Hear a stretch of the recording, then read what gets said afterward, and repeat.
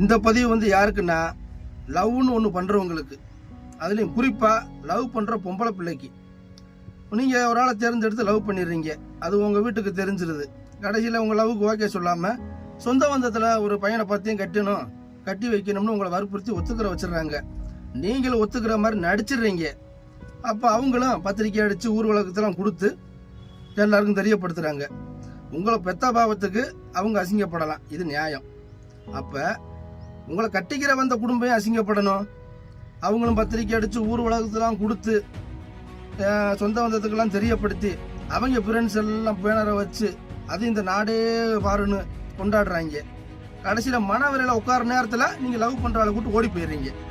ஓடணும்னு முடிவு பண்ணிட்டீங்கல்ல, அது நிச்சயத்துக்கு முன்னாடியோ கல்யாணத்துக்கு முன்னாடியோ ஓடுங்க.